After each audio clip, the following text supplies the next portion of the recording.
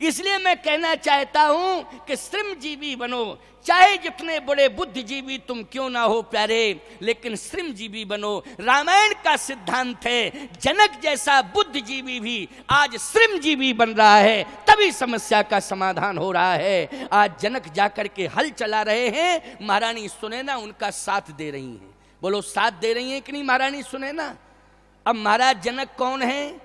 राजा हैं। सुनैना जी क्या हैं? महारानी हैं।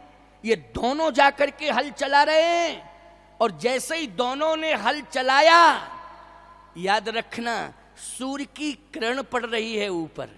बोलो सूर्य की किरण दोनों के ऊपर। सूर्य की किरण का मतलब है आप जानते हो तापमान, लेकिन खेत में हल चला रहे हैं राजा और रानी दोनों, उधर सूर्य की किरण पड़ रही है, शरीर से पसीना निकल रहा है। याद रखना जैसे ही श्रम करते करते करते करते जनक और सुनैना दोनों आगे बढ़ते जा रहे हैं, श्रम करते करते आगे बढ़ते जा रहे हैं, और महाराज श्री जनक का जो हल था वो हल का फल घट से टकराया, और जैसे ही घट से टकराया उसी समय दोनों ने देखा कि शांति रूपी सीता प्रकट हो गई, और झरझर झरझर झरझर पानी बरसने लगा। समस्या का समाधान हो गया, समस्या का समाधान हो गया। पृथ्वी भी तब प्रसन्न होती है जब तुम श्रम करते हो। याद रखना प्रकृति भी तब प्रसन्न होती है जब तुम श्रम करते हो। प्रकृति कब प्रसन्न होती है? जब तुम श्रम करते हो। ये नहीं कि तुमने बहुत अच्छा इत्र लगा लिया और बहुत अच्छे कपड़े पहन लिए और कहे कि सारे लोग हमको देख करके खुश हो जाएंगे। अरे प्रकृति को खुश करो, परमात्मा को खुश करो, इस धरती को खुश करो। धरती इत्र लगाने से प्रसन्न नहीं होती है, धरती तो शरीर में धूल लगाने से प्रसन्न होती है। जब धरती की धूल लगाओगे तब धरती प्रसन्न होती है। इसलिए श्रमजीवी बनना सीखो। सीता प्रकट हो गई, भगवती सीता का प्रादुर्भाव हो गया, जगत जननी जगतोद्धारिणी मां जानकी का प्रादुर्भाव हो गया। और जैसे प्रादुर्भाव हुआ, जनकपुर की समस्या का समाधान। अब जनकपुर की समस्या का समाधान, मैं एक बात कहता हूं, घर में बेटी का जन्म होता है, बेटी का जन्म, मानसिकता गलत हो गई लोगों की। घर में जब बेटी का जन्म होता है, जिस घर में भी बेटी का जन्म होता है, मानसिकता इतनी गलत हो गई है, इतनी गलत हो गई है कि मुंह लटक जाता। बेटी का जन्म होता है, मुंह लटक जाता। क्यों लटक जाता है मुंह? इसलिए लटक जाता है कि घर में बेटी आ गई है, अब निश्चित रूप से 25 लाख रुपया का खर्च, शादी करनी पड़ेगी, 25 लाख रुपया का कर्ज। अच्छा, बेटा जब पैदा होता है तो फिर तुरंत मूछ पे ताव देते हो, कहते हो 50 लाख का फिक्स डिपॉजिट। मानसिकता कितनी गलत हो गई है, बोलो मानसिकता कितनी गलत है। मैं आपसे एक बात कहना चाहता हूं, महाराज श्री जनक के बेटे ही बेटे थे, लेकिन बेटी नहीं थी।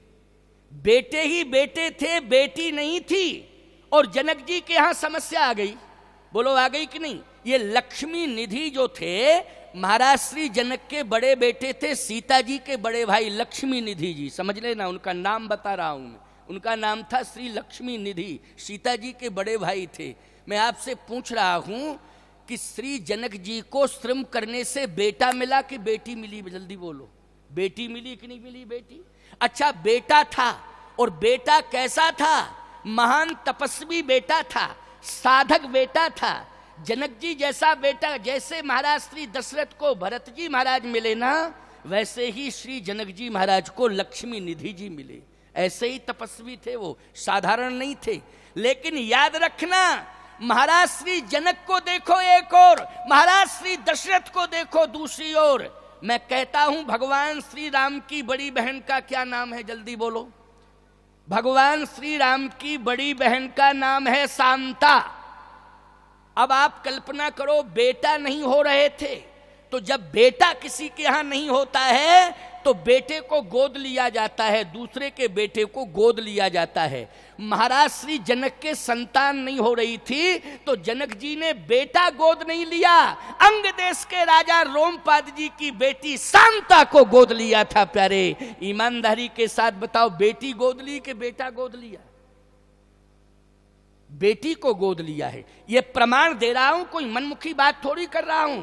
वाल्मीकि रामायण में देख लेना, अंग देश के राजा रोमपाद जी हैं, उनकी बेटी का नाम शांता है, और राम जी का जन्म नहीं हुआ था उसके पहले शांता को गोद ले लिया था। इसलिए राम जी की बड़ी बहन कौन है? अच्छा सही बताओ, राम जी के बाद अगर शांता आती तो बड़ी बहन होती कि छोटी बहन होती? जल्दी बोलो। भले ही गोद लिया जाता, लेकिन परंपरा में छोटी बहन माना जाता कि नहीं माना जाता? लेकिन शांता राम जी की बड़ी बहन है। इसका मतलब है जब राम जी का जन्म नहीं हुआ था, भरत जी का जन्म नहीं हुआ था, लक्ष्मण जी का जन्म नहीं हुआ था, शत्रुघ्न जी का जन्म नहीं हुआ था, इसके पहले ही शांता को गोद ले लिया था। शांता को गोद लेने का मतलब क्या है? बेटी के प्रति आस्था। बोलो है ना, बेटी के प्रति आस्था। घर में बेटी आएगी क्योंकि संतान का अभाव है, संतान न होने के कारण अशांति महसूस कर रहा हूं, लेकिन घर में अगर कन्या आ जाएगी, घर में बेटी आ जाएगी, तो निश्चित है कि शांति भी आ जाएगी और समस्या का समाधान भी हो जाएगा। यही महाराज श्री दशरथ ने सोचा, इसलिए शांता को पहले गोद ले लिया, रोमपाद जी की बेटी को। इधर महाराज श्री जनक के बेटे आ गए, लेकिन बेटे आने के बाद भी समस्या का समाधान नहीं हुआ जनकपुर में। तब ऋषियों ने कहा कि हल चलाओ, हल तुम्हारा जब घट से टकराएगा तो उस घट से एक कन्या प्रकट हो जाएगी, और जैसे ही वो कन्या प्रकट होगी तो निश्चित रूप से तुम्हारे राष्ट्र की हर समस्या का समाधान हो जाएगा। बोलो भाई, स्पष्टीकरण हो गया कि नहीं हो गया? कन्या समस्या नहीं है, कन्या क्या है? समाधान। मैंने दोनों प्रमाण दे दिए, अयोध्या का भी प्रमाण दिया है और जनकपुर का भी प्रमाण दिया है, और दोनों ही महान राजा हैं, चक्रवर्ती सम्राट महाराज दशरथ, इधर ब्रह्मज्ञानी महाराज श्री जनक। और सुनिए आगे, सीता जी का जन्म हुआ, और सीता जी जन्म लेते ही महाराज श्री जनक ने तो व्यवस्था की थी कि पलंग पीठ तज गोद हिडोरा और सिय न दीन पग अवनी कठोरा, ऐसी व्यवस्था जनक जी ने की थी। लेकिन नहीं, हमारे देश की बेटी संदेश देना चाहती है। बेटियों कान खोल करके सुन लो, ध्यान से हमारी बात को सुन लो। जगत जननी जगतोधारिणी मोक्षदायिनी जानकी जी हैं। जानकी जी का जब जन्म हुआ तो पिता ने सोचा पलंग पीठ तज गोद हिंडोरा सीन दीन पग अवनी कठोरा, लेकिन भगवती सीता ने उस सुविधा को स्वीकार नहीं किया। और 6 वर्ष की अवस्था, जैसे ही सीता जी 6 वर्ष की हुई तैसे ही सीता जी क्या करने लगी? गोस्वामी जी कहते हैं पूरी ग्रह की परिचर्या अपने हाथों से संभालने लगी। निज ग्रह सब परिचर्या करही। 6 साल की उम्र है सीता जी की, 6 साल की उम्र है, और तुलसीदास जी को लिखना पड़ा निज ग्रह सब, निज ग्रह सब अरे परिचर्या करही।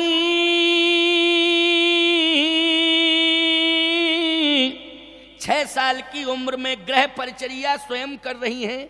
ग्रह परिचर्या का अर्थ क्या करोगे? ग्रह परिचर्या का अर्थ है घर का काम, घर का काम। बोलो, घर का काम। एक राजा के यहाँ नौकरानियों की कमी है क्या? राजा के यहाँ नौकरानियों की कमी नहीं है, लेकिन सीता जी ने यह संदेश दिया है कि हम कन्या बन करके आई हैं, लेकिन ग्रह कार्य को प्राथमिकता दे रही हैं, कार्य को प्राथमिकता, कर्म को प्राथमिकता, सेवा को प्राथमिकता दे रही हैं। इसलिए सीता जी निज ग्रह सब परिचर्या कर रही, अपने हाथ से पूरे घर मकान को साफ कर रही हैं, पूरा ग्रह कार्य संभाल रही हैं। एक दिन की घटना घटी, बहुत बढ़िया बात है, क्योंकि जनकपुर से संबंधित बात चल रही है ना, इसलिए मैंने इस प्रसंग को आपके सामने लिया है। एक दिन की घटना, क्या घटना घटी अब सुनना जरा। 6 साल की उम्र में सीता जी घर का कार्य करते करते करते करते धनुष के पास पहुंच गई, धनुष जहां रखा था। अच्छा, धनुष क्या है ये? बोले वज्र से कठोर धनुष है। बोले वजन कितना है? बोले वजन इतना है कि कैलाश पर्वत को उठाया जा सकता है, लेकिन धनुष को नहीं उठाया जा सकता है। वजन कितना है अब सुनते जाना। कैलाश पर्वत को उठाया जा सकता है, लेकिन धनुष को नहीं उठाया जा सकता है, इतना वजन है। आप कहो महाराज कैसे बोल रहे हो, क्या आज भांग खा के आए हो मंच पर? हम भांग खाते नहीं हैं, समझ गए हो कि नहीं? हम तो क्या तुलसीदास जी ने भांग खा के रामायण लिखी ना? गलत। सही बात कह रहा हूं। रावण बाण छुआ नहीं चापा, बोलो कौतुक ही कैलाश पुनलीनिस जाए उठाए। खेल ही खेल में रावण ने कैलाश पर्वत को उठा लिया था, लेकिन जनकपुर में रावण ने धनुष को नहीं उठा पाया था। बोलो प्रमाण मिल गया कि नहीं मिल गया? मिल गया प्रमाण। खेल ही खेल में कैलाश पर्वत उठाया कि नहीं उठाया? कौतुक ही कैलाश पुनलीनिस जाए उठाए। लेकिन जनकपुर में जब गया तो रावण बाण छुआ नहीं चापा, उसने छू तक नहीं पाया। तो बोलो कैलाश से भी ज्यादा वजनदार हुआ धनुष कि नहीं हुआ? सुन लो जरा, प्रमाण मिल गया। सीता जी ने खेल ही खेल में 6 साल की उम्र में उस धनुष को बाएं हाथ से उठा दिया। खेल ही खेल में सेवा करते करते पहुंच गई, झाड़ू बहारू लगाते लगाते पहुंच गई और धनुष को उठा के रख दिया एक तरफ। अब जैसे ही धनुष को उठा के रखा तो सेवकों ने कहा कि महाराज जनक से कि महाराज महाराज महाराज महाराज सुनो सुनो सुनो सुनो। क्या? बोले ये बेटी नहीं आई आपके घर में, फिर ये तो शक्ति है शक्ति। जनक जी ने कहा शक्ति ही नहीं है, आदि शक्ति है। क्या है? आदि शक्ति है। मैं अनुभव कर रहा हूं इस बात का। कहा खेल ही खेल में धनुष को उठा दिया। कैलाश पर्वत को उठाना सरल है, लेकिन धनुष को उठाना सरल नहीं है। लेकिन आज आपकी बेटी ने खेल ही खेल में धनुष को उठा दिया। जनक जी ने कहा बस बात समझ में आ गई। पूरे ब्रह्मांड को, कैलाश की बात छोड़ो, ब्रह्मांड में कैलाश है, पूरे ब्रह्मांड को उठाने की क्षमता किसमें है? ब्रह्म में।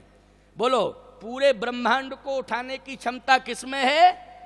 ब्रह्मांड निकाया निर्मित माया, रोम रोम प्रति वेद कहे। ब्रह्मांड निकाया निर्मित माया, पूरे ब्रह्मांड को उठाने की क्षमता ब्रह्म में है। महाराज श्री जनक ने कहा बस बात समझ में आ गई।